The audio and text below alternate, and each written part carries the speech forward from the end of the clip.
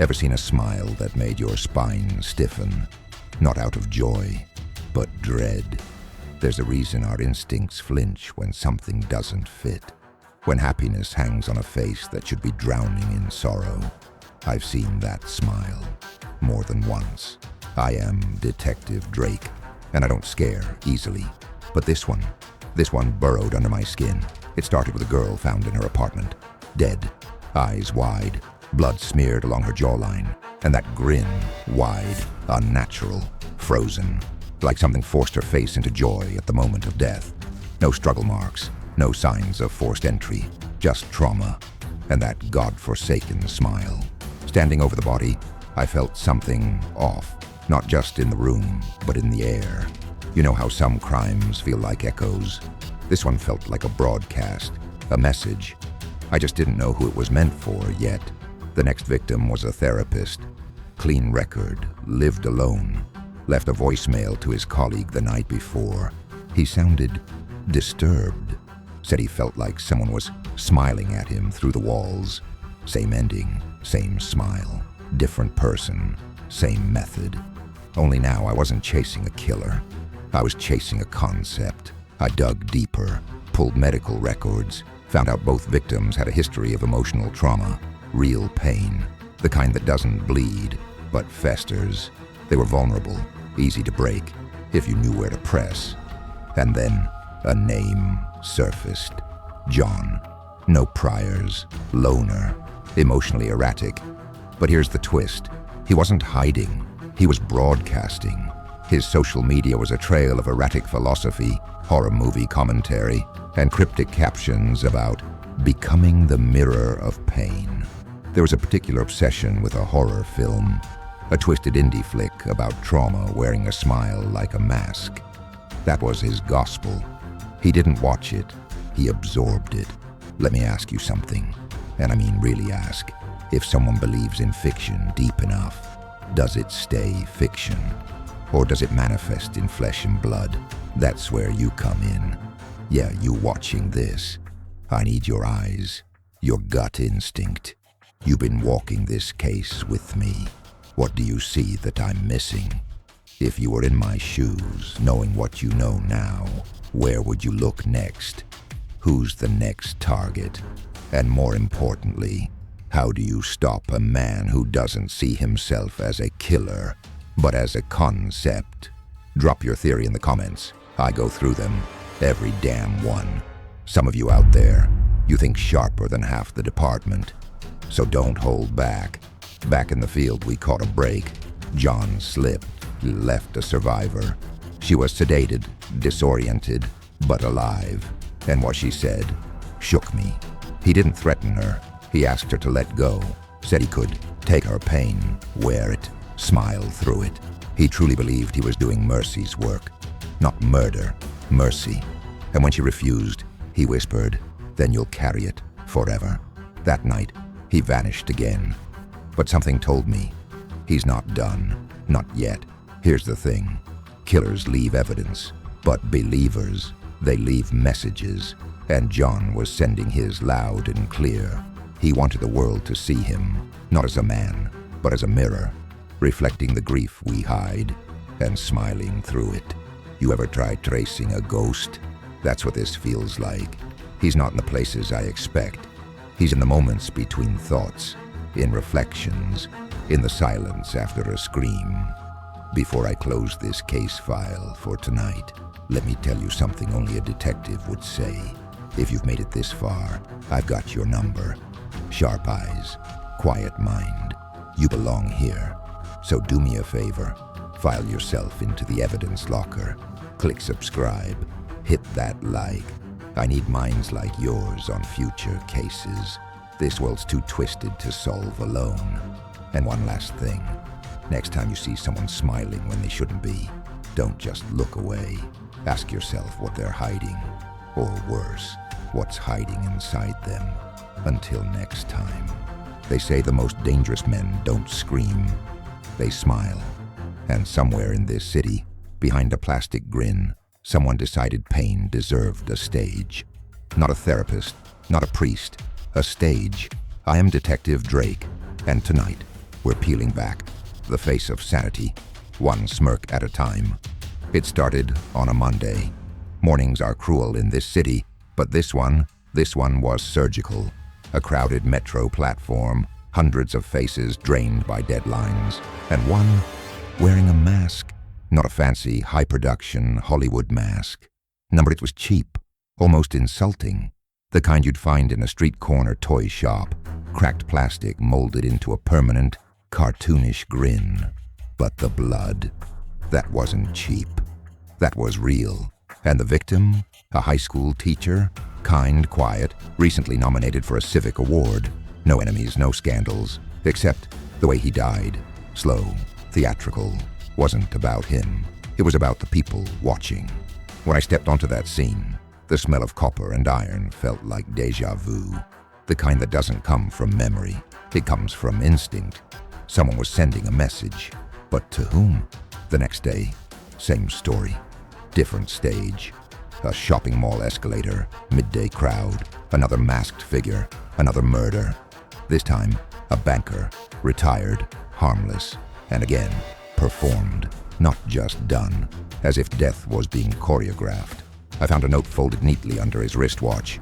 One line, typed, "If you can't see the pain behind the smile, you're part of the problem." Now, I've seen madness before, but this was ideology wrapped in showmanship. A manifesto, maybe, or a vendetta. I don't jump to conclusions, I walk to them carefully. But here's where it starts, bending sideways. Two witnesses swear the killer laughed, not just once, but continuously, not hysterically, not maniacally, almost thoughtfully, like someone explaining a joke to a child. And here's something even darker.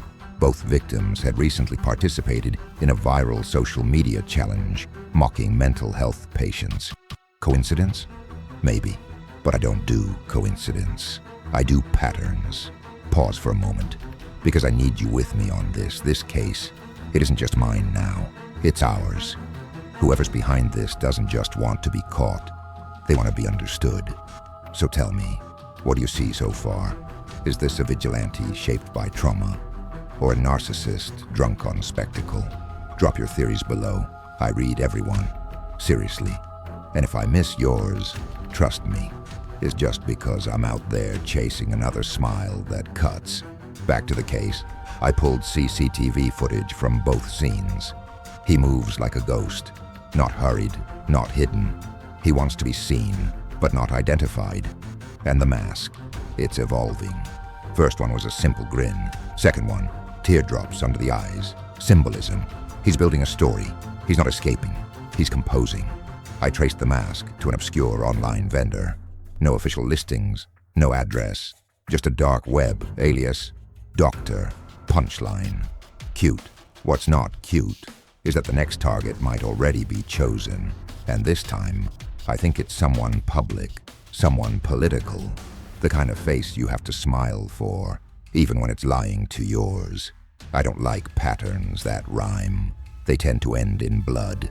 And just between us, I've seen this before. Not the method, not the mask, the need. Some people scream to be heard. Others, they perform. And when society claps too late, they rewrite the script with a blade. If you're still here, you're not just watching a case, you're inside it, which means you're one of the few who does see the pain behind the smile. So if you're thinking of leaving without hitting that button, you know, the one that says subscribe, just know, if I can track a ghost through laughter, I can definitely track who ghosted my channel. Kidding. Kind of. Stay sharp. Stay human. Because the next time you see a smile, ask yourself, what's hiding behind it? Some people believe death has a plan, but plans can be manipulated. I am Detective Drayk, and tonight I'm walking into the mind of someone who believed fate wasn't working hard enough. The first body looked like bad luck. A 42-year-old gym trainer crushed under a pull-down machine. Cable snapped mid-rep. Internal injuries, no witnesses, poor maintenance history. Case closed, they said. But then a week later, A woman slips off a subway platform during a citywide blackout. Train decapitates her. Again, no foul play, no enemies, no sign of struggle. Just a coincidence. That word, coincidence, it tastes wrong when you've spent years chasing men who orchestrate chaos like it's music. So I dug, and what I found? Each victim had one thing in common. They'd all survived a major accident in the past 5 years. Car crashes, fires, collapses, near-death experiences. People who, by every statistical standard, should have died, but didn't. Now they were dying anyway, one by one, in accidents that looked like delayed karma. That's when it hit me. We're not chasing death. We're chasing someone who thinks he's working with it, helping it catch up. A vigilante for fate. You ever get that feeling you're not chasing a killer, but an idea? And that idea is evolving faster than you can track it? Hey, pause for a second. Tell me this. If you were me, what would you look for next? Think with me. Are we looking for someone close to the original survivors? A pattern in geography, profession, maybe even trauma? Drop your thoughts below. I read everything, because sometimes a fresh pair of eyes sees the shadow the veteran misses. Back to the scene. Victim 3, a high school teacher who once walked away from a school bus explosion, died last night when her ceiling fan fell while she was asleep. Screws had been weakened just enough. Police report says unfortunate maintenance failure, but I know surgical sabotage when I see it. No fingerprints, no fibers, no signs of entry. Whoever this is, they're not killing for thrill. They're performing a ritual. Each setup is poetic, mirroring the original near-death, almost like they're correcting fate's mistake. Then there's this. 2 of the victims were part of the same survivors' support group. Private, invite only, the kind of place where people overshare their nightmares, tell stories only a predator would use as a blueprint. So now I'm thinking, our killer was in the room, maybe even shared his own story, masked his obsession behind sympathy, a wolf wrapped in trauma. And if I'm right, we've got one more survivor left from that group, still breathing, for now. They say death doesn't knock. This guy, he rings the bell, waits patiently, and makes sure the door handle's been greased with failure. Funny thing is, if you've watched this far, statistically, you're smart enough to survive most things. But hey, smart people also know how to support sharp investigations. So if you feel like aiding the good fight, leave a clue in the form of a thumbs up and subscribe so I can keep you close. Call it insurance against fate. The truth, some people fear death, others worship it. But the most dangerous ones, they think they can fix it. And I've just stepped into their cathedral.